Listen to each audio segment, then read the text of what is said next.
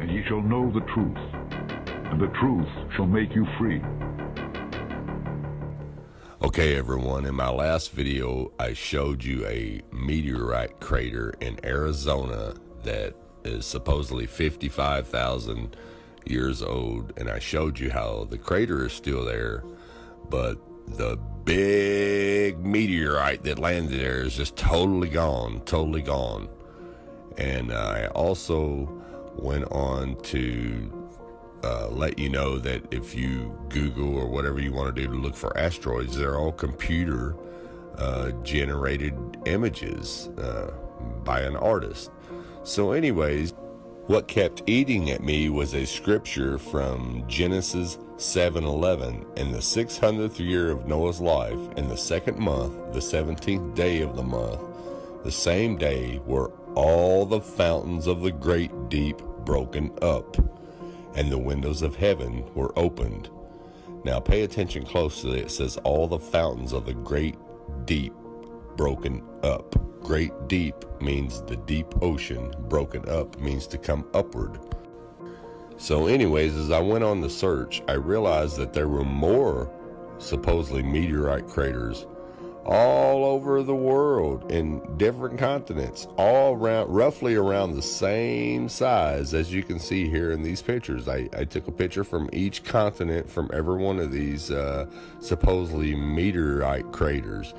But out of all these craters, there's nothing left of the meteor that landed there. And I say that in quote, supposedly landed there. There's nothing left of the meteorite, but all the craters are still there.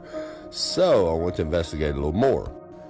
And I'd remembered researching geysers many years ago. Now here's a few images of what geysers look like. But the images I'm showing you are what the geysers look like when they're actually erupting. So check this out. Now does these craters underneath these geysers not look familiar to you? Just take a really close look. Now I'm showing you the ones that are erupting. Now let's take a look at the ones that are not erupting.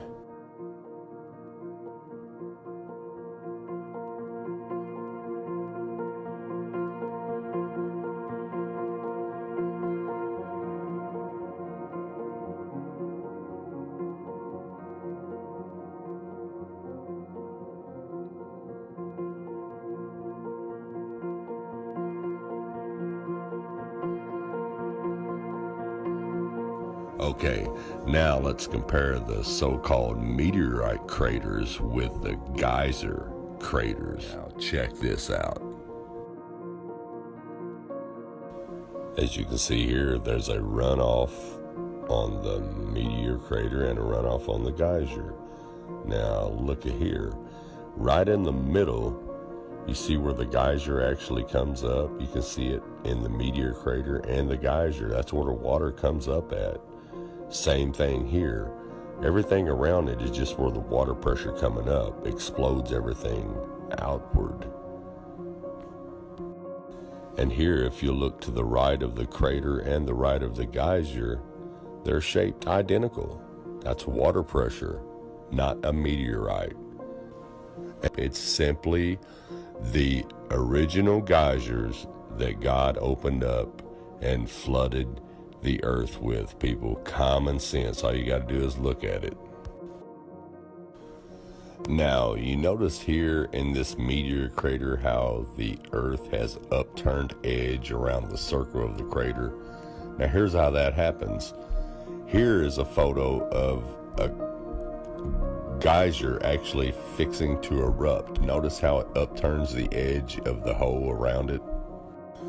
Now once again, if we look in Genesis 7:11, towards the end of the scripture, it says, all of the fountains of the great deep broken up.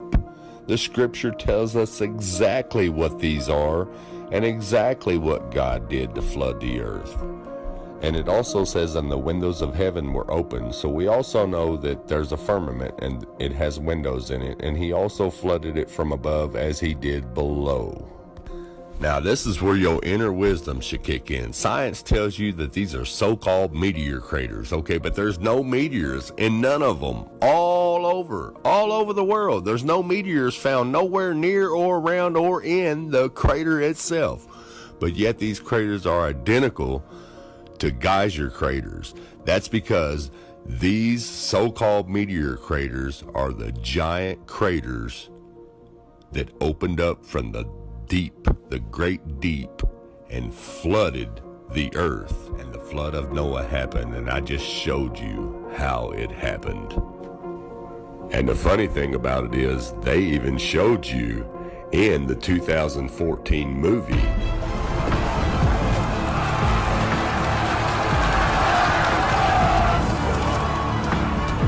Protect your mother. Protect them all.